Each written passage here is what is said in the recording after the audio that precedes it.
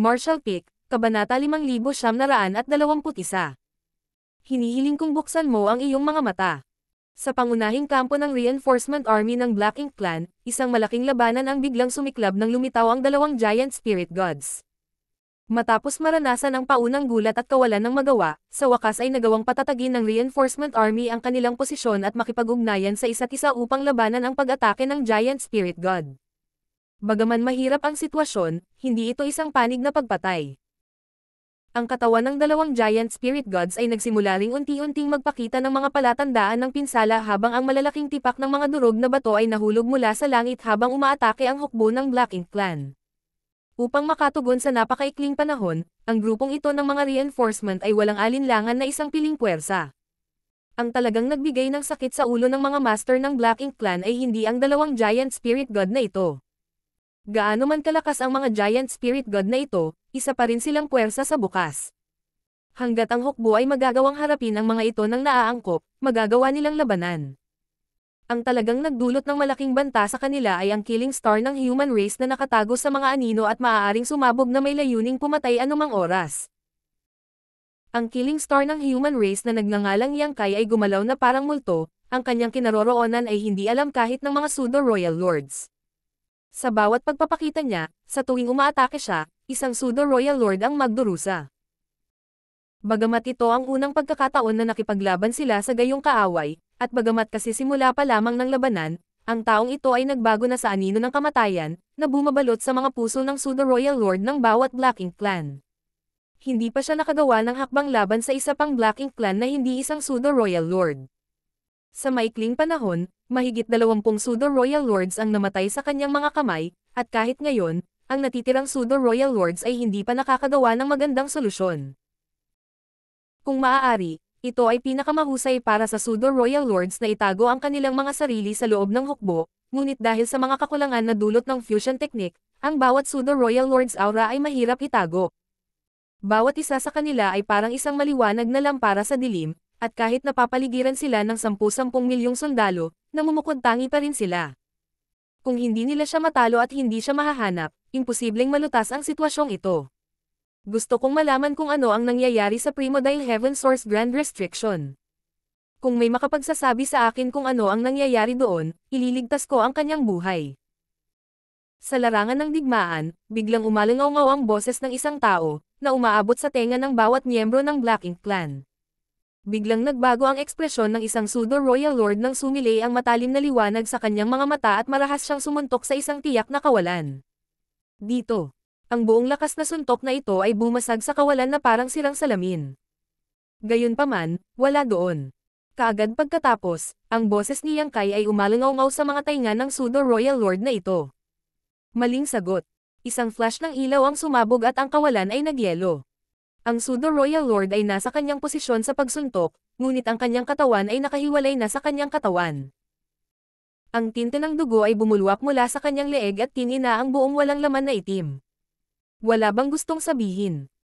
Muling umalangaw ang boses ni Yankai, at may kumpiyansa pang dalawang pseudo-royal lords na sumugod patungo sa pinanggalingan ng tunog, ngunit sa sandaling gawin nila iyon, lumitaw si Yankai sa likuran nila, ang kanyang sibat ay tumusok sa kanilang mga katawan. Nang hindi naghihintay ng higit pang pseudo-royal lords na dumating, muling nawala ang figure ni Yankai. Mukhang hindi madaling sagutin ang tanong ngayon, kaya isa pang tanong, gising na ba si Mo, ang Black Ink?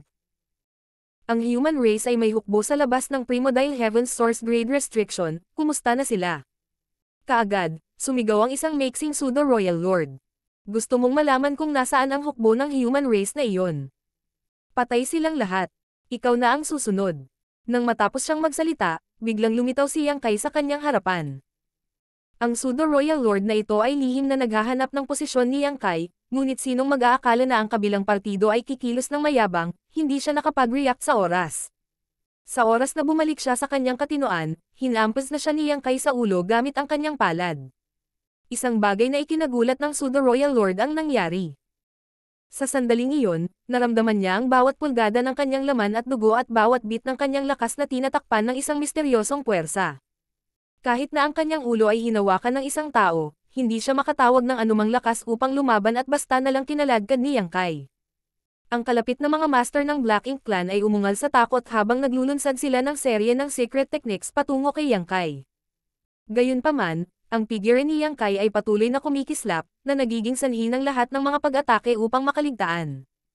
Kaya lang, hinawakan ni Yang Kai ang ulo ng Pseudo Royal Lord at iniwasan ang pagkubkob ng Black Ink Clan habang nakatitig sa Pseudo Royal Lord sa kanyang kamay at mahinahong sinabi.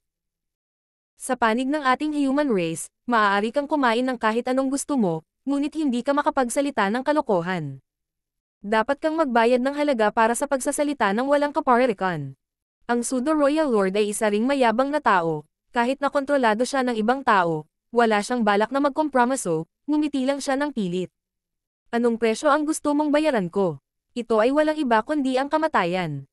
Paano kung patayin mo ako, hinding-hindi ka magiging kalaban ng Supreme Master, ang Black Ink lang ang mabubuhay magpakailanman sa mundong ito. Sinong nagsabing gusto kitang patayin? Bahagyang tumingin sa kanya si Yang Kai. Ang Pseudo Royal Lord ay biglang nakaramdam ng matinding mali siya na bumalot sa kanyang buong katawan, mahinahon niyang harapin ang kamatayan, ngunit sa sandaling ito, hindi niya maiwasang manginig. Kalalabas mo lang mula sa Primordial Heaven's Source Grand Restriction, kaya malamang na hindi mo pa nakikita kung ano ang Purifying Light. Ngayon, ang haring ito ay magpapakita sa iyo ng awa at bubuksan ang iyong mga mata. Habang sinabi ito ni Yang Kai, dalawang marka ang lumitaw sa likod ng kanyang kamay at kaagad pagkatapos, isang dilaw at asol na liwanag ang nagsimulang dumaloy patungo sa Pseudo Royal Lord. Ang mukha ng Pseudo Royal Lord na hinawakan niya ay agad na nagpakita ng matinding takot. Totoo na ang grupong ito ng Black Ink Clan reinforcements ay kalalabas lamang mula sa Primordial Heaven's Source Grand Restriction at hindi kailanman nakipag-ugnayan sa Purifying Light, ngunit narinig nila ang kapangyarihang ito na maaaring supilan ng Black Ink Strength. Walang anuman sa mundong ito na hindi maaaring salakayin o kaagnasan, ngunit sa mundong ito, gaano man kalakas ang lakas ng isang tao, palaging may isa pang panig na makakalaban ito. Noong unang bumukas ang mundo, ipinanganak ng mundong ito ang Primordial Light. Sa liwanag na ito, nagkaroon ng purong-purong kadiliman. Naghalo ang dilaw at asol na mga kulay at mabilis na napalitan ng purong puting liwanag. Sa isang kaluskos, ang Pseudo Royal Lord ay tila itinapon sa isang kawali, ang kanyang katawan ay patuloy na naglalabas ng isang mayamang Black Ink Strength na dinadalisay ng Purifying Light. Sa prosesong ito, ang Pseudo Royal Lord ay biglang dumanas ng hindi maipaliwanag na sakit at nagpakawala ng malungkot na alulong. Isang nakakaiyak na hiyawan ang umalangaw-ngaw sa buong larangan ng digmaan, na naging dahilan upang tumindig ang mga balahibo ng bawat miyembro ng Black Ink Clan. Ang pagkubkob laban kay Yang Kai ay nagpatuloy habang ang hindi mabilang na mga master ng Black Ink Clan ay humabol sa kanya mula sa lahat ng direksyon, gamit ang kanilang pinakamalakas na paraan upang atakehin siya. Gayunpaman, ito ay walang silbi. Sa sandaling ito, talagang hindi na itago ni Yang Kai ang kanyang sarili, ngunit sapat na ang mga misteryo ng space daw upang malayang makagalaw siya sa gitna ng reinforcement army. Sa kabaligtaran, ang Black Ink Clan mismo ay dumanas ng maraming pinsala. Tuloy-tuloy na umalangaw-ngaw ang mga hiyawan, kahit ang pinakamalupit na parusa sa mundo ay walang katumbas dito. Dahil sa purong puting liwanag, hindi komportable ang bawat miyembro ng Black Ink Clan. Mabilis na namamaos ang boses ng Pseudo Royal Lord at hangin na ang kanyang aura. Sa wakas, hindi na siya nakatiis at umungol ng paos. Patayin mo ako. Patayin mo ako. Ngayon lang niya napagtanto na may ilang pamamaraan sa mundong ito na mas nakakatakot pa sa kamatayan. Maingat na kinokontrol ni Yang Kai ang lakas ng Purifying Light at dinala ang Pseudo Royal Lord sa harapan niya, bumulong sa kanyang tainga. Madaling mamatay. Sabihin sa akin ang tungkol sa sitwasyon sa Primordial Heaven's Source Grand Restriction, kung gayon hindi mo na kailangang magdusa ng ganoong pagpapahirap. Ang mga labi ng Pseudo Royal Lord ay kumikibot habang siya ay sumisigaw sa sobrang sakit. Ang hukbo ng human race ay ganap na nawasak at ang Supreme Master ay nagising. Agad na nanlamig ang mga mata ni Yang Kai. Patayin mo ako dali, sinabi ko na sayo. Biglang tumaas ang paos na boses ng Pseudo Royal Lord. Ngunit ang sinabi mo ay medyo iba sa alam ko. Nagsasabi ako ng totoo. Walang ibang sinabi si Yang Kai. Hindi alintana kung ang withdrawing Black Ink Army ay patay o buhay, ang tunay na pagkatao ni Black Ink ay tiyak na hindi nagising, kung hindi, nang nasira ang Primordial Heaven's Source Grand Restriction, magiging imposible para sa grupong ito ng mga reinforcement na walang Royal Lord Powerhouse. Sa puntong ito, sinusubukan pa rin siyang linlanggan ng Pseudo Royal Lord na ito. Either hindi alam ng lalaking ito ang sitwasyon, o ayaw niyang magsabi ng kahit ano. Napabuntong hininga si Yang Kai sa kanyang puso, alam niyang hindi siya makakakuha ng anumang kapakipakinabang na impormasyon mula sa Black Ink Clan. Nang malaman ng grupong ito ng Black Ink Clan reinforcements ang tungkol sa sitwasyon sa Northern Pass at piniling manatili dito para harangin ang human race, nagpasya na silang mamatay. Ang pagharap sa gayong grupo ng mga kaaway, ang pagnanais na makakuha ng impormasyon mula sa kanila ay medyo hindi makatotohanan. Ang purifying light ay patuloy na bumabalot sa kanya, na naging dahilan upang hangina ng husto ang aura ng Pseudo-Royal Lord. Kahit na ang aura ng master ng high-grade Black Ink Clan ay mas malakas kaysa sa kanya ngayon, kaya bigla siyang hinagis ni Yang Kai patungo sa grupo ng Pseudo-Royal Lords na humahabol sa kanya. Sa paglabas ng mga pagbabago sa enerhiya, ang Pseudo-Royal Lord ay nadurog sa alabok. Binunot ang kanyang kamay, agad na tumalikod si Yang Kai at tinawag ang Spacetime River upang lumunin ang grupo ng mga master ng Black Ink Clan na humahabol sa kanya. Ang mahabang ilog ay parang isang mabangis na hayop na nilamon ang lahat ng nasa daan nito, nilamon ang isang grupo ng Black Ink Clan. Ang kapangyarihan ng Great Daw ay lumakas saglit bago pinatay ang kanilang sigla. Sa isang partikular na Universe Furnace, isang grupo ng Pseudo-Royal Lords ang hindi nakilahok sa pagtugis kay Yang Kai, sa halip ay nagtipon upang obserbahan ang sitwasyon. Nang makita ang lalaking ito at ang dalawang giant spirit gods na nagdudulot ng kalituhan sa hukbo ng Black Ink Clan, ang nangungunang Pseudo-Royal Lord ay nagpakawala ng mahabang buntong hininga at sinabing, "Hindi tayo mawawala ng lakas dito. Ang aming misyon ay upang masaktan ng husto ang hukbo ng human race, kaya ang pakikipaglaban sa tatlong ito ay walang kabuluhan." Kalimutan ang tungkol sa dalawang giant spirit gods, sa kasalukuyang lakas ng hukbo ng Black Ink Clan, imposibleng patayin sila. Kung sila ay nasaktan sa isang tiyak na lawak, ang dalawang giant spirit god na ito ay tiyak na tatakas, at ang Black Ink Clan ay hindi sila mapipigilan. Ang human race killing star na pinangalan ng Yang Kai ay ganoon din. Kung walang anumang paraan upang higpitin ang kanyang paggalaw, ang labanang ito ay walang halaga, na madaragdagan lamang ang mga casualty ng Black Ink Clan. Nang marinig ito, ang iba pang Pseudo-Royal Lords ay tumango lahat bilang pagsang-ayon. "Ihatid ang aking mga utos, mag-iwan ng isang bahagi ng ating mga puwersa upang pigilan sila habang ang iba pang mga angkan ay umalis sa lugar na ito." Mabilis na nagpasya ang Pseudo-Royal Lord. "Saang direksyon tayo dapat lumikas?" tanong ng isang Pseudo-Royal Lord. Ang unang nagsalita ay nag-alinlangan saglit bago lumingon sa direksyon ng Northern Pass. "Harapin natin ang hukbo ng human race." Ang lahat ng mga master ng Black Ink Clan ay natigilan saglit bago natauhan. Sa kasalukuyang sitwasyong ito, tila may isang paraan lamang, at iyon ay upang harapin ang hukbo ng human race sa lalong madaling panahon. Sa ganitong paraan, kahit na sila ay ganap na nabura, magagawa nilang kumpletuhin ang kanilang misyon. Marshall Peak, Kabanata 5922. Si Zihong ay nagmamadali sa formation. Ang utos na umatras ay mabilis na ipinaabot, at ang hukbo ng Black Ink Clan ay napanatili ang isang tiyak na kaayusan sa gitna ng kanilang pagkataranta, naghahanda na umatras. Ayon sa plano, ang hukbong ito ng Black Ink Clan ay dapat magkaroon ng hindi bababa sa 30% ng mga puwersa nito na natitira dito upang pigilan ang dalawang giant spirit gods at ang killing star ng human race. Sa pamamagitan lamang ng paggawa nito makakagawa sila ng sapat na puwang para makagalaw ang mga natitirang angkan. Dahil sa desisyong ito, hindi mabilang na mga master ng Black Ink Clan ang nakadama ng dalamhati, ngunit wala silang magagawa. Sa mundo ng universo, ang Pseudo-Royal Lord na namamahala sa Black Ink Clan ay nakatitig sa madugong larangan ng digmaan, ang kanyang mga mata ay puno ng malamig na malamig.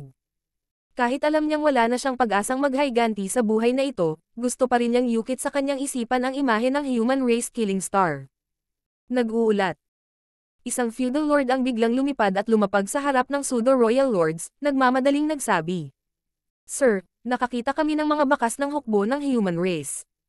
Bahagyang natigilan ang grupo ng Pseudo-Royal Lords. Ang Pseudo-Royal Lord na namamahala ay mabilis na sumigaw. "Saang direksyon?" "Sa daan na iyon." Itinuro ng feudal lord sa isang tiyak na direksyon. Sinundan ng Pseudo-Royal Lords ang direksyon at nakakita ng ilang malabong figure sa kailaliman ng kawalan. Medyo malayo pa ang distansya, kaya hindi niya makita ng malinaw ang mga ito, ngunit sigurado siyang hukbo sila ng human race, at medyo marami sila. Napakagaling. Biglang naikuyom ng Pseudo-Royal Lord ang kanyang mga kamao. Ang biglaang impormasyong ito ay hindi lamang hindi natakot sa kanya, ngunit sa halip ay nagpasaya sa kanya. Hindi alintana kung paano nagawa ng hukbo ng human race na ito na tumawid sa distansya na aabutin nila ng mahigit isang dekada para tumawid sa napakaikling panahon, ito mismo ang gustong makita ng Black Ink Clan, matapos makatakas mula sa Primordial Heaven's Source Grand Restriction. Ang kanilang orihinal na misyon ay tulungan ang Black Ink Clan sa Northern Pass, makipag-coordinate sa Black Ink Clan doon, at atakihin ang human race, hinuhuli sila at sirain ang kanilang puwersa. Gayunpaman, nagbago ang misyon na ito mula noong bumagsak ang Northern Pass. Ang tanging bagay na kailangan nilang gawin ngayon ay upang labanan ang dakilang hukbo ng human race, anuman ang buhay o kamatayan. Ang biglaang pagpapakita ni Yang Kai at ng dalawang giant spirit gods ay nakagambala sa kanilang orihinal na mga plano, na nagpilit sa kanila na magdesisyon na hatiin ang kanilang mga puwersa. Ang ilan sa kanila ay nanatili upang pigilan ang kalaban habang ang iba ay sumugod sa direksyon ng Northern Pass, umaasang maarang ang hukbo ng human race sa lalong madaling panahon. Walang sino man ang umasa na ang hukbo ng human race ay darating dito ng ganito kabilis. Ito ay tunay na isang kaso ng isang tao na naghahatid ng unan kapag sila ay inaantok, kaya pagkatapos ng ilang sandali ng pagkabigla, marami sa mga master ng Black Ink Clan ang lumaban. Sa tulong ng Killing Star at ng dalawang giant spirit gods, nagambala ng human race ang pagbuo at deployment ng mga reinforcement ng Black Ink Clan, na naging dahilan upang maglunsad ng sorpresang pag-atake ang kanilang hukbo. Sa hitsura nito, may mga ginawa silang paghahanda, kaya kung lalaban sila sa gayong kalaban, tiyak na mapapahamak sila. Ngunit, ano ang dapat ikatakot? Ang pagsasakripisyo ng lahat para sa Supreme Master ang dahilan kung bakit ipinanganak ang Black Ink Clan. Nag-uulat. Isa pang malakas na sigaw ang umalangaw ng ang ikalawang feudal lord ay lumapag at nagmamadaling nagsabi. Sir, natuklasan namin ang mga bakas ng hukbo ng human race. Ang pseudo-royal lord na namamahala ay tumanggo. Alam ko na, ang feudal lord na nagulat ng balitang ito ay natigilan. Sumugod siya kaagad pagkatanggap niya ng balita, kaya paano nalaman ng pseudo-royal lords? Gayunpaman, hindi siya naglakas loob na magsabi ng anuman at nakatayo lamang sa gilid at sumulyap sa unang feudal lord pumunta rito. Nagtama ang kanilang mga mata at parang may na-realize sila. Nag-uulat. Ang isa pang feudal lord ay nagmula sa ibang direksyon. Pagkaraan ng ilang sandali, sa wakas ay napagtanto ng pseudo-royal lords na ang mga bagay ay hindi kasing simple ng inaakala nila.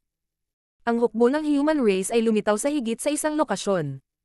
Gamit ang base ng hukbo ng Black Ink Clan bilang sentro, mula sa itaas hanggang sa ibaba, mula kaliwa hanggang kanan, mula sa bawat direksyon sa kawalan, mayroong mga hukbo ng human race na umaatake.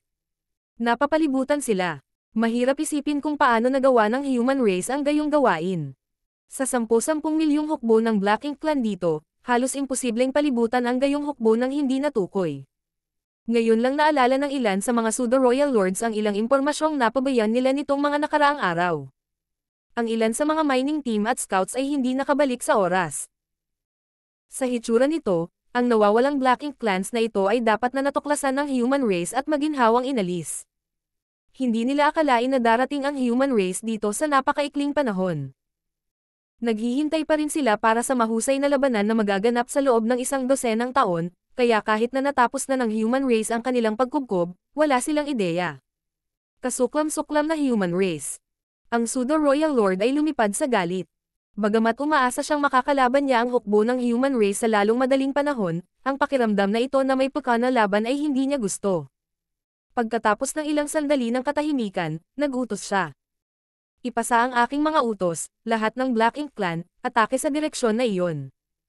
Itinuro niya ang direksyon ng Northern Pass, kung saan din sinabi ng unang feudal lord na dumating upang maghatid ng balita. Napapaligiran nga ang Black Ink Clan, ngunit sa maliwanag na bahagi, ang human race ay nagkalat sa kanilang mga puwersa at hinati sila sa mahigit 100 grupo.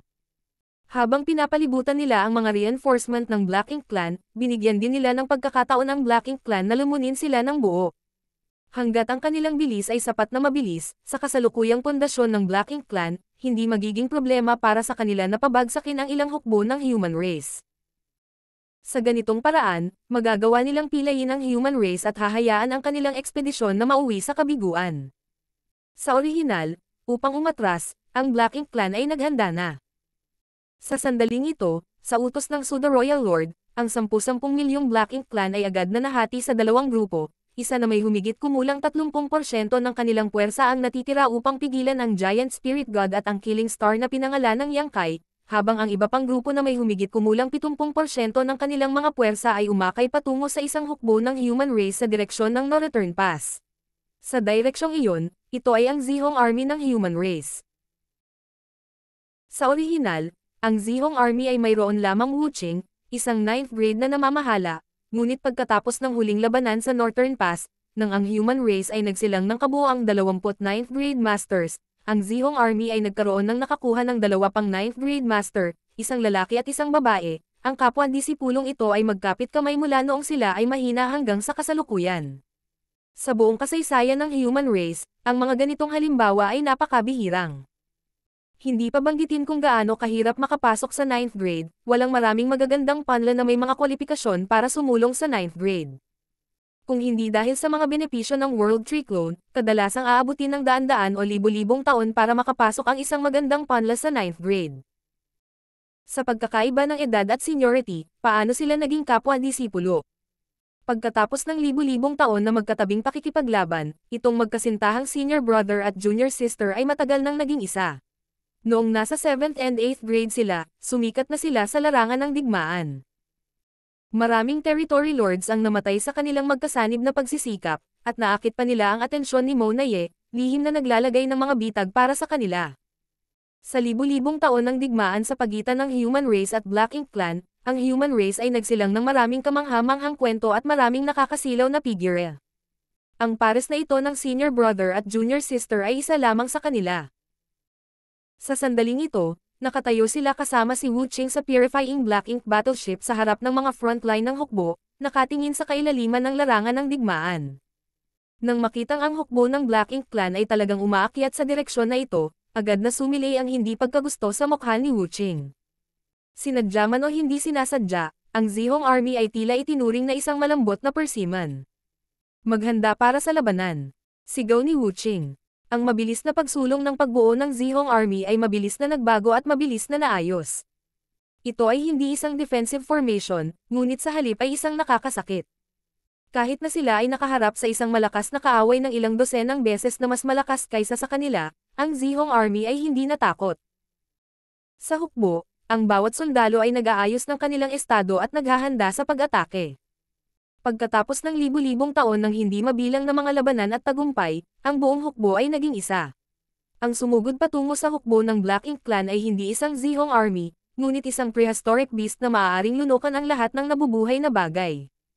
Lumakas ang layuning pumatay. Mabilis na umikli ang distansya sa pagitan ng dalawang hukbo. Biglang sumabog ang maraming kulay na ilaw mula sa hukbo ni Zihong at bumagsak sa hukbo ng Black Ink Clan. Halos sabay-sabay, lumipad palabas ang ilang itim na Black Ink Clan secret techniques mula sa hukbo ng Black Ink Clan at inatake ang Zihong Army. Opisyal na nagsimula ang paghaharap. Sa ilalim ng takip ng nakakasilaw na liwanag na ito, ang mga aura ng marami sa mga master ng Black Ink Clan ay nagsimulang malanta, at maging ang mga kasing lakas ng pseudo-royal lords ay hindi nang ahas na ibaba ang kanilang bantay. Lahat sila ay ganap na nakatutok sa pag-iwas at pagharang sa mga papasok na secret techniques. Sa ganitong uri ng sitwasyon, ang anumang pagkagambala ay maaaring humantong sa kamatayan. Sa kabilang banda, kahit na ang Zihong Army ay nakaranas ng ilang pagkatalo sa labanan, kumpara sa Black Ink Clan, sila ay halos balewala. Ang human race ay protektado ng isang battleship at isang spirit array, ngunit ang Black Ink Clan ay hindi. Sa ganoong sitwasyon kung saan ang dalawang hukbo ay nagsagupaan at ang secret technique at artifact ang unang ginamit, ang isa na protektado ng mga panlabas na puwersa ay nasa isang kalamangan. Ito ay tulad lamang ng isang labanan sa pagitan ng mga mortal, kung saan ang magkabilang panig ay gagamit ng ulan ng mga palaso upang umatake sa isa't isa. Sa pamamagitan ng isang kalasag na nagpoprotekta sa isang panig, ang mga pagkalugi ay natural na mas maliit. Ang human race ay ang may mga kalasag. Ang Black Ink Clan ay halatang napagtanto rin ito. Habang tinitiis ang dumaraming bilang ng mga nasawi, tumaas din ang kanilang bilis. Dahil dahadaw sila sa mga tuntunin ng lakas ng pagtatanggol, sasabak sila sa malapit na labanan upang pahinain ang lakas ng pagtatanggol ng sangkatauhan. Pagkatapos ng ilang round ng secret techniques, nagbanggaan ang dalawang hukbo na parang dalawang mabangis na hayop. Sa laki lamang, ang human race ay walang alinlangan sa isang ganap na disbentaha, ngunit ang round ng banggaan na ito ay pilit na pinahinto ang pagsulong ng Black Ink Clan Army. Sa sandaling ito, ang Zihong Army ay tila naging isang malaking bato, hindi natitinag sa buong kawalang hanggan.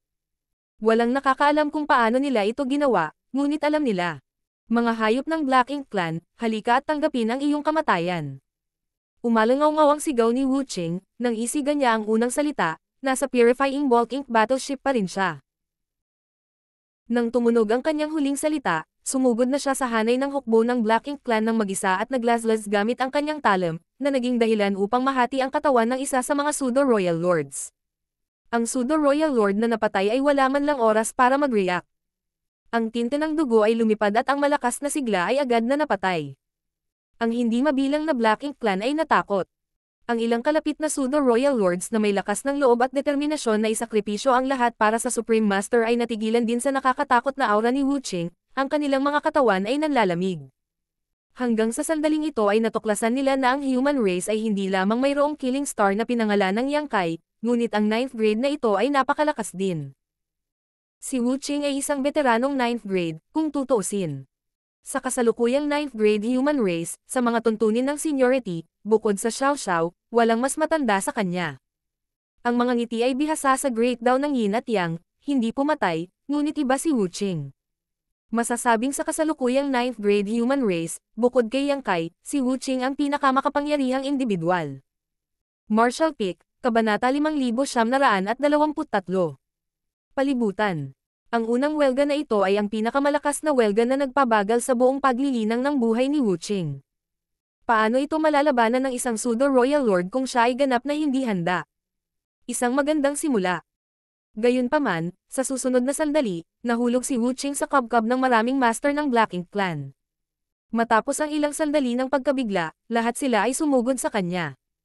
Hindi nagpakita ng takot si Wu Qing habang itinaas niya ang kanyang talem, na naging sanhi ng matinding panginginig ng Great Dao habang umaagos ang isang ilog ng dugo. Parami ng parami ang mga master ng human race ang sumunod kay Wu Qing at sumugod sa porma sayon ng kaaway, kabilang ang dalawang bagong na-promote na 9th grade Heaven Opening Realm. Kumikislap ang kanilang mga figure habang lumipad ang dalawang guhit ng liwanag patungo sa lugar ng pagtitipon ng ilang Pseudo-Royal Lords. Ang junior sister ay nagsuot ng isang solemn na ekspresyon habang pinapalitan niya ang kanyang mga hand seal, na naging sanhi ng isang misteryosong puwersa na pumuno sa buong kawalan. Ang mga kaluluwa ng ilang Pseudo-Royal Lords ay agad na naging hindi matatag nang makita nila ang mga bituin na lumitaw sa harap ng kanilang mga mata, na parabang isang hindi nakikitang martilyo ang dumudurog sa kanilang mga ulo. Sinamantala ang pagkakataong ito, sumugod na ang senior brother, na babalot ng liwanag ng espada ang kanyang katawan nang dumaan siya sa grupo ng Pseudo-Royal Lords. Umalis ang tinte ng dugo at pinaghiwalay ang bangkay. Ang sword strike na ito ay pumatay sa isa sa mga Pseudo-Royal Lords at matinding nasugatan ang iba pa. Ang ilang Pseudo-Royal Lords na maswerteng nakaligtas ay kagagaling lang ng ang liwanag ng espada ng senior brother ay naging isang talon ng espada na bumabalot sa kanila. Isang nakakadugo na hiyawan ang umalangaw-ngaw. Itong senior brother at junior sister, ang isa ay nakatutok sa Dao of the Soul habang ang isa naman ay nakatutok sa Dao of the Sword. Kaakibat ng kanilang pagkakaunawaan sa isa't isa, ang kanilang kahusayan sa pagpatay ng mga kaaway sa larangan ng digmaan ay mas mataas pa kaysa kay Wu Qing, isang veteranong master. Maraming 8th grade human race masters ang nagsama-sama. At nakipag-away sila sa isang Pseudo-Royal Lord pagkatapos ng isa pa, walang katapusang pakikipaglaban sa isa't isa. Ang malaking labanan ay sumiklab sa isang iglap, at sa isang kisap mata, ang labanan ay umabot na sa kasukdulan nito. Ang mga sundalo ng dalawang hukbo ay sumugod sa larangan ng digmaan, ang kanilang mga aura ay patuloy na pinapatay. Ang sitwasyon ng labanan ay parehong mabuti at masama para sa human race. Sa kabilang banda, ang pagkakaiba sa pagitan ng Pseudo-Royal Lords na ito at ng Pseudo-Royal Lords sa No Return Pass ay hindi sa lakas. Sa mga tuntunin ng lakas, ang pagkakaiba sa pagitan ng Pseudo-Royal Lords ay hindi maganda. Ang pinakamalaking pagkakaiba ay sa kanilang battle formation. Ang Pseudo-Royal Lords sa No Return Pass ay nakipagdeal sa human race sa loob ng maraming taon, at sa tulong ng iba't ibang intelligence report ng Black Ink Disciple, lihim silang natuto mula sa human race at natutunan ang kanilang paraan upang lumaban. Bagamat ang Pseudo-Royal Lords ay maaari lamang bumuo ng isang simpleng Free Directions Array, ang ganitong uri ng Free Directions Array ay kadalasang nangangailangan ng 20 o 30 8th grade masters upang bahagya silang labanan, at ang 20-30 8th grade masters ay kailangan din na bumuo ng 5 Directions o 6 Directions Array. Iyon ang dahilan kung bakit napakahirap na lumaban ang human race sa mga laban sa No Return Pass. Ang Three Directions Array ay nagdulot ng malaking benepisyo sa Pseudo-Royal Lords, na nagpapahintulot sa kanila na pigilan ang marami sa mga puwersa ng human race. Ang grupong ito ng mga master ng Black Ink Clan na nakatakas mula sa Primordial Heaven's Source Grand Restriction ay iba. Hindi sila bubuo ng battle formation. Ang bawat isa sa kanila ay nakikipaglaban sa kanilang sarili, at kahit na minsan ay nagtutulungan sila sa isa't isa, malayo pa rin sila sa mga benepisyo ng pagbuo ng isang battle formation. Pagkatapos ng maikling paghaharap, napansin ito ng mga 8th grade master at labis silang natuwa. Sa pamamagitan ng 8th grade Human Race Battle Formation, ang 5 Directions Array ay halos hindi makalaban sa isang Pseudo-Royal Lord, habang ang 6 Directions Array ay maaaring lumaban ng pantay-pantay. Kung ito ay isang 7 Directions Array, tiyak na ito ang may kapangyarihan.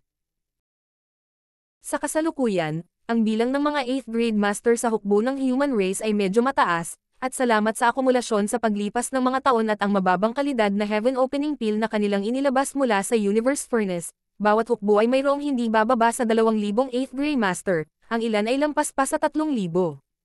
Sa napakaraming mga 8th grade heaven opening realm master, natural na hindi problema para sa kanila na labanan ang Pseudo-Royal Lords. Gayunpaman, sa kabuuang bilang, ang Zihong Army ay hindi maikukumpara sa hukbo ng Black Ink Clan, na halos 10 beses na mas malaki. Dahil dito, kahit na napigilan ng Zihong Army ang hukbong ito ng Black Ink Clan, mahirap itong tumagal ng matagal. Buti na lang at hindi na nila kinailangan pang kumapit ng matagal, dahil napapaligiran na sila ng iba't ibang hukbo mula sa lahat ng direksyon. Hanggat maaari silang maghintay ng ilang sandali, ang pagkubkob ay magiging kompleto, at sa oras na iyon, ang grupong ito ng Black Ink Clan reinforcements ay magiging parang mga pagong sa isang garapon. Ang pagkakaiba sa mga numero ay naging sanhi ng patuloy na pagtaas ng bilang ng mga nasawi sa Zihong Army. Kung ikukumpara, mas marami pa ang bilang ng mga nasawi sa Black Ink Clan. Ang 3 9th grade master ay pumapatay sa kanilang paraan sa pamamagitan ng porma sayon ng kalaban, na pumatay ng sunod-sunod na kaaway. Ang katawan ni Wu Qing ay natatakpan ng mga sugat, at ang senior brother at junior sister ay nakakonsumo din ng maraming enerhiya sa matinding labanan na ito, ang kanilang mga mukha ay mapatla. Sa larangan ng digmaan, ang mga labi ng battleship ng human race ay nawasak at hindi mabilang na mga sirang paa at piraso ng laman ang natangay ng shockwaves. Gayunpaman, hindi umatras ang Zihong Army, sa halip ay piniling manatiling mapagbantay at panatilihin ang mga reinforcement ng Black Ink Clan sa lugar. Ang iba't ibang hukbo ng human race ay sumugod mula sa lahat ng direksyon, ang mga 9th grade master ay nangunguna sa daan at dumating sa larangan ng digmaan. Nagsimulang hangin na ang hukbo ng Black Ink Clan. Noong una, ang Pseudo-Royal Lords ay nagplano na gamitin ang kanilang ganap na kalamangan sa mga numero upang labanan ang Zihong Army ng human race, na nagbibigay sa kanila ng magandang pagkakataon na lumunin ang hukbong ito ng human race. Hanggat maaari nilang lumunin ang hukbong ito ng human race, magagawa nilang buksan ang isang puwang sa makakapal na pagkubkob na ito at pagkatapos ay aatakehin ang mas maraming hukbo ng human race. Gayunpaman, hindi nila kailanman inaasahan na ang Zihong Army ay makakaasa sa isang 10 beses na pagkakaiba sa lakas upang maipako ang larangan ng digmaan. Talaga bang napakatibay ng human race? Ang Pseudo-Royal Lords ay medyo nataranta. Hindi katakataka na ang Taliban na lumabas mula sa Primordial Heaven's Source Grand Restriction ay nabigo na wasakin ang karerang ito at sa halip ay dumanas ng matinding pagkatalo pagkatapos ng libu-libong taon ng paghaharap. Habang nagpapatuloy ang pagkapatas, ang hukbo ng Black Ink Clan ay unti-unting nilalamon ng kawalan ng pag-asa. Dumating na ang iba't ibang hukbo ng human race at pinalibutan ang hukbo ng Black Ink Clan. Isang mas matinding labanan ang sumiklab, 10-10 milyong sundalo mula sa magkabilang panig ang naglalaban sa isa't isa sa malawak na kawalan na ito. Gayunpaman, pagkatapos maranasan ang nakaraang labanan, ang hukbo ng Black Ink Clan ay naging lubhang mahina, habang ang puwersa ng human race ay naging mas kahanga-hanga, na naging malinaw kung sino ang mas malakas.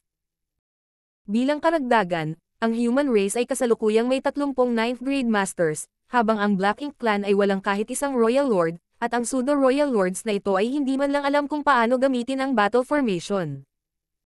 Bilang resulta, sa sandaling magsagupaan ang dalawang panig, ang Black Ink Clan ay dumanas ng isang panig na pagpatay. Sa kabilang panig, sa orihinal na pangunahing kampo ng Black Ink Clan, kung saan nagsimula ang labanan, tila pumasok sina Ada at Aer sa isang walang nakatirang rehiyon at patuloy na pinapatay ang hukbo ng Black Ink Clan. Kahit na ang bilang ng mga master ng Black Ink Clan na nanatili dito upang pigilan sila ay hindi maliit, ito ay 30% lamang ng kanilang mga puwersa. Sa pagharap sa kapangyarihan ng dalawang giant spirit god, imposibleng labanan ito. Naroon din ang misteryosong Yangkai na patuloy na umaatake sa mga master ng Black Ink Clan mula sa anino. Mula sa simula ng labanan hanggang ngayon, ang lahat ng natitirang Pseudo-Royal Lords ay napatay ni Yangkai, at nang walang tulong ng Pseudo-Royal Lords, ang mga pag-atake ng Black Ink Clan ay walang iba kundi isang gasgas sa Ada at Aer. Nang maayos na ang sitwasyon, mabilis na nakarating si Yangkai sa Pyryang Pass. Dati, inilabas niya ang Pyryang Pass, na sinisira ang mundo ng universo. Ang Pyryang Pass na ito ay lumulutang na ngayon sa larangan ng digmaan ng walang pakialam. Hanggang ngayon, kaagad, sa isang lugar sa Pyryang Pass, ang divine sense ni Yangkai ay kumalat na parang tubig, mabilis na itinatak sa kanyang isipan ang sitwasyon sa kawalan. Sakto lang ang timing. Sa ilalim ng pagpapasigla ng World Force, isang malaking spirit array ang biglang lumiwanag at isang misteryosong puwersa ang kumalat sa lahat ng direksyon. Kasabay nito, sa iba't ibang mga lokasyon sa labas ng larangan ng digmaan, mayroong 12 mundo ng universo. Pino ni Yangkai ang 12 mundo ng universo na ito sa World Bids at dinala sila sa lugar na ito para ibalik ang mga ito. Ang 12 mundo ng universo na ito ay hindi lamang mga tool na ginamit upang maghatid ng hukbo, mahalaga din sila sa pagsasagawa ng planong pagkubkob na ito. Ito ay isang bagay na binalak ng Great Army bago umalis. Kasabay ng pag-activate ni Yangkai ng Spirit Array sa Pyryang Pass, ang mga sundalo ng Void Guard na nagbabantay sa 12 Universe World ay nag-activate din ng Spirit Array na kanilang na-set up kanina. Sa isang iglap, 12 nakakasilaw na sinag ng liwanag ang lumiwanag mula sa mundo ng universo at umalangaw sa pangunahing pormasayon sa Pyryang Pass. Napakahirap patakbuhin ang ganoong kalaking spirit array, at napakalaki ng mga mapagkukunang kailangan nito, ngunit sulit pa rin itong puksin. Ang lakas ng resonance ay patuloy na tumaas hanggang sa naramdaman ni Yangkai na oras na para ay activate ang kanyang space grate daw. Napansin din ito ng mga sundalong Void Guard na naiwan at sinundan ito. Sa isang iglap, kasama ang Pyryang Pass bilang sentro, isang nakikitang ripple ang lumitaw at mabilis na kumalat, na tumawid sa milyon-milyong kilometro sa pagitan ng dalawang lahing na hukbong nakikipaglaban sa kawalan at pinupuno ang bawat pulgada ng espasyo. Ang mga ripples na ito ay walang mapanirang kapangyarihan at hindi magdudulot ng anumang kaguluhan sa mga sundalo ng dalawang lahi, ngunit pagkatapos na kumalat ang mga alon na ito, tila may nagbago sa malawak na larangang ito. Ang 12 mundo ng universo na nakakalat sa iba't ibang direksyon ay nagselyado sa buong larangan ng digmaan, kumonekta sa Pyryang Pass at ginawa itong isang hala. Hanggat hindi nasira ang Spirit Array, walang buhay na nilalang sa kulungan na ito ang makakatakas. Sa napakalaking labanan, mayroong 10-10 milyong sundalo mula sa dalawang lahi ang lumahok. Gaano man kalaki ang bentahe ng isang panig, imposibleng ganap na maalis ang isa. Palaging may ilang makakatakas. Upang maiwasang mangyari ang ganoong bagay, ang human race ay gumawa ng isang countermeasure bago umalis ang dakilang hukbo. Pagkatapos ng lahat, kung sino man sa kanila ang nakatakas, malaki ang posibilidad na magdulot sila ng isang uri ng banta sa no-return pass. Ang 10-10 libong sundalong nakapwesto doon ay baldado, kaya nabawasan ng husto ang kanilang lakas. Sa labanang ito laban sa mga reinforcement ng Black Ink Clan, matagal nang dumating ang human race sa pinakapangunahing conclusion, dapat nilang puksain ang lahat ng mga reinforcement ng Black Ink Clan na ito. Ngayong personal nang binabantayan ni Yangkai ang Spirit Array, kung hindi siya mamamatay, imposibleng masira ang napakalaking Spirit Array na ito. Kahit noong binabantayan niya ang Pyryang Pass, may lakas pa rin siyang lumahok sa labanan. Salamat sa kapangyarihan nitong Spirit Array, nagawang imbestigahan ni Yangkai ang bawat detalye ng larangan ng digmaan sa isang pag-iisip. Ang pakiramdam na ito ay para siyang nasa ibang espasyo at oras, pinagmamasdan ang labanang ito sa napakalalim na paraan. Kung kaya niya, natural na sasali siya. Sa larangan ng digmaan, kadalasang mayroong hindi maipaliwanag na pag-atake na lalagpas sa hadlang ng kalawakan at makakabasag sa mga katawan ng mga master ng Black Ink Clan, at maraming mga sundalo ng human race na nailigtas matapos matrap ng malalim sa larangan ng digmaan. Marshall Pick, Kabanata 5924. Sige lang, ito ay isang labanan na walang suspense. Kung ikukumpara sa labanan na ginugol ng human race ng 10 taon sa pagsisikap na mapagtagumpayan ang no-return pass, ang mahusay na labanang ito laban sa mga reinforcement ng Black Ink Clan ay nakatadhana na manalo sa simula. Ang Black Ink Clan, na responsable sa pagpigil sa dalawang giant spirit god, ang unang bumagsak. Lahat ng Pseudo-Royal Lords ay nullipol na, At kung wala ang pseudo-royal lords, mahirap ipagpatuloy ang walang pag-asa na labanang ito. Marami sa mga nakaligtas na Black Ink clan ay agad na tumakas. Gayunpaman, ang malawak na kawalan na ito ay ganap na natakpan, kaya saan sila makakatakas? Ang naghihintay sa kanila ay isang mas malupit na pagpatay. Sa pangunahing larangan ng digmaan, pagkatapos makumplito ng 12 legion ng human race ang kanilang pagkubkob at pagbara, patuloy nilang sinamantala ang mga puwersa ng Black Ink clan. Ito ang orihinal na plano ng hukbo ng Black Ink clan, ngunit ngayon ay isinagawa na ito ng human race. Ito ay medyo ironic. Nang masira ang balanse ng kapangyarihan sa pagitan nila, ang tanging naghihintay para sa Black Ink clan ay kamatayan. Ang pseudo-royal lords ay sunod-sunod na bumagsak, at sa huli, wala ni isa man ang naiwan. Sumunod ay ang territory lords. Ang labanang ito ay tumagal ng kalahating buwan bago ito natapos. Sa panahon ng labanan, ang mga sundalo ay gumaling at binilang ang kanilang mga natalo sa labanan. Halos baldado ang Zihong Army. Ito ang pinakamalaking kawalan na dinanas ng human race sa digmaang ito. Karamihan sa mga casualty ay nangyari nang harangin ng Zihong Army ang hukbo ng Black Ink clan, bago sila palibutan ng iba pang hukbo ng human race. Gamit ang lakas ng isang lehiyon upang labanan ang isang hukbo na 10 beses na mas malakas kaysa sa kanila, kailangan nilang magbayad ng malaking halaga. Ngunit sa huli, ito ay katumbas ng halaga. Salamat sa iba't ibang kaayusan na ginawa bago ang labanan, nabura ng human race ang lahat ng reinforcement ng Black Ink clan na nakatakas mula sa Primordial Heaven's Source Grand Restriction, ganap na inaalis ang anumang posibleng nakatagong panganib na maaaring lumabas mula sa reinforcement army na ito. Hanggang sa matapos ang labanan ay inilabas ni Yang Kai ang Spirit Array, at kasabay nito, ang 12 mundo ng universo na nagsilbing pundasyon ng Spirit Array ay naging alikabok din. Ito ay isang backlash mula sa kapangyarihan ng Spirit Array, at maging si Yang Kai ay hindi ito napigilan. Sa Puriang Pass, lahat ng 9th grade human race masters ay nagtipon at marami sa kanila ang nasugatan, lalo na ang 3 9th grade masters mula sa Zihong Army. Sa unang upuan, nag-aalala si Mi Jinglan. Aalis muna ba si Junior Brother? Ngayon lang, ipinaalam ni Yang Kai sa lahat na gusto niyang magtungo muna sa Primordial Heaven's Source Grand Restriction. Tumango si Yang Kai at sinabi, malamang na may ilang problema sa Primordial Heaven's Source Grand Restriction. Kailangan kong tingnan ang sitwasyon, at hindi ko alam kung ano ang lagay ng withdrawing Black Ink Army. Sa kasalukuyan, napakakaunting impormasyon na makukuha ng human race, ang tanging bagay na makumpirma ni Yang Kai ay ang Primordial Heaven's Source Grand Restriction ay hindi nasira, kung hindi, tiyak na mayroong isang Royal Lord Master na lalabas mula rito. Gayunpaman, ang sitwasyon ng withdrawing Black Ink Army ay medyo nakakabahala. Ang grupong ito ng mga elite ay orihinal na ginamit upang harapin ang ilan sa mga master ng Black Ink clan na nakatakas mula sa Primordial Heaven's Source Grand Restriction upang maibsan ang pressure ng Primordial Heaven's Source Grand Restriction. Sa 10-10 milyong Black Ink clan na bumubuhos, imposibleng makalaban ang withdrawing Black Ink Army. Alam ni Mi Jinglan at ng iba pa na marami sa pamilya at mga disipulo ni Yang Kai ang nasa withdrawing Black Ink Army, kaya naiintindihan nila ang kanyang kasalukuyang mood.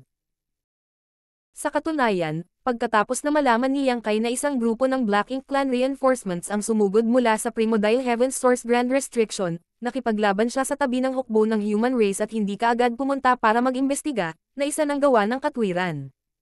Sinabi ni Mi Jinglan.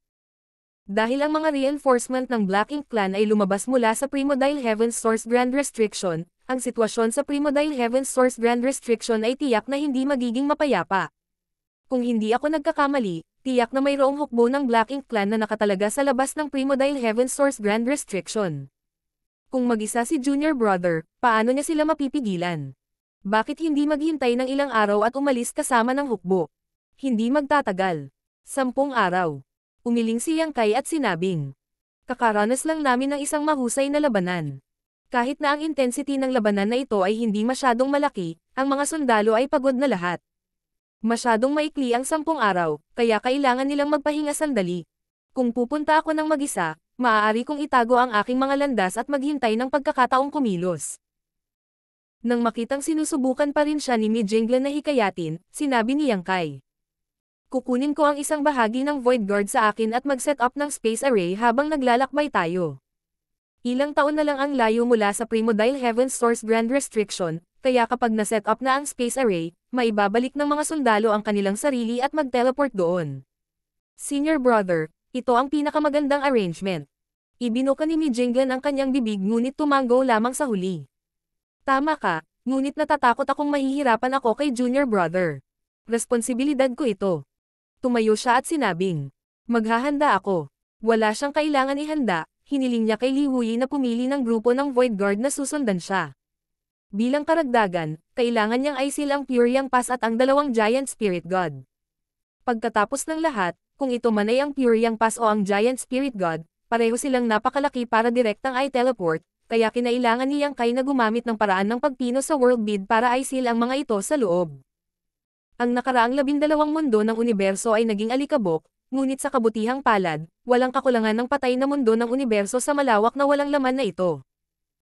Gumamit si Yang Kai ng ilang uri ng paraan para basta-basta ilipat ang isa sa kanila at ilagay ang Puriyang Pass at ang dalawang Giant Spirit God dito.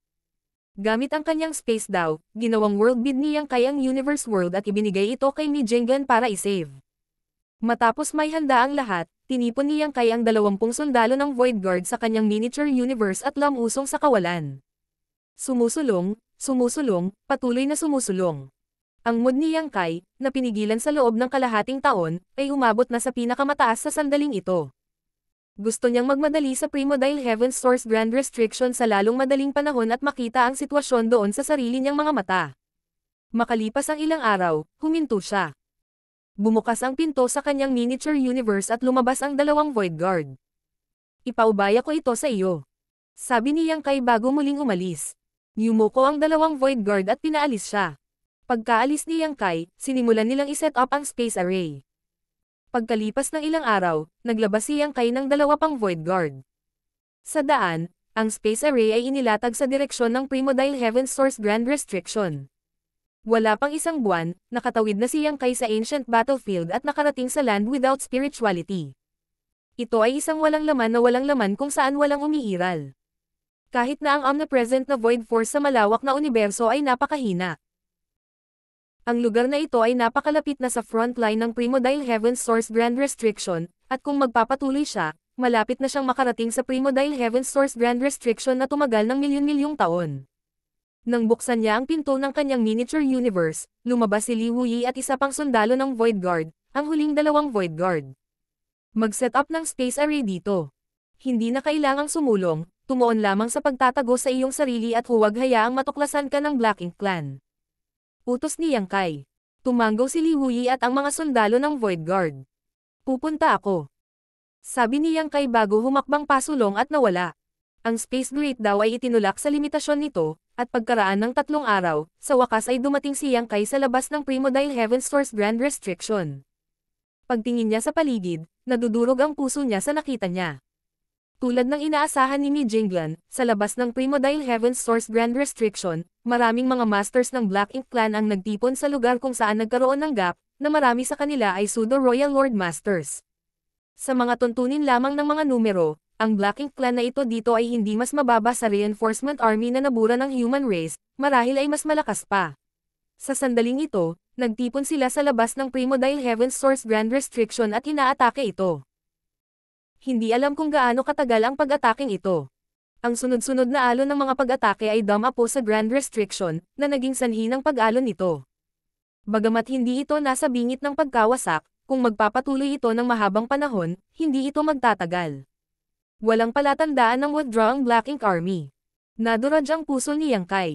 Sa daan, sinadya niyang hinanap ang withdrawing Black Ink Army, ngunit wala pa ring nakita. Ito ay lubhang kakaiba. Sa libu-libong elite na sundalo ng withdrawing Black Ink Army, hindi lamang si Yang Zhu ay isang bagong na-promote na 9th grade, ngunit mayroon ding Fu Guang, isang Divine Dragon, at sa tulong ng withdrawing Black Ink Pavilion, kung talagang magagawa nila. Kung hindi matatalo ang Black Ink Clan, madali silang makakatakas. Gayunpaman, walang natuklasan si Yang Kai sa daan, kahit noong dumating siya. Walang mga bangkay ng human race sa kawalan, walang mga labi ng withdrawing Black Ink Pavilion. Ang buong withdrawing Black Ink Army, kasama ang withdrawing Black Ink Pavilion, ay tila nawala sa manipis na hangin. Hindi alam ni Yang Kai kung ano ang nangyari sa withdrawing Black Ink Army, ngunit ang tanging mapagkukunan ng impormasyon na maaari niyang makuha ngayon ay si Wukong, na nagbabantay sa Primodile Heaven's Source Grand Restriction. Nabuhay pa ang lalaking ito. Kudlit. Lihim na nagdasal si Yang Kai habang ina-activate niya ang natal divine ability ng Thunder Shadow at lumapit sa Primordial Heaven's Source Grand Restriction.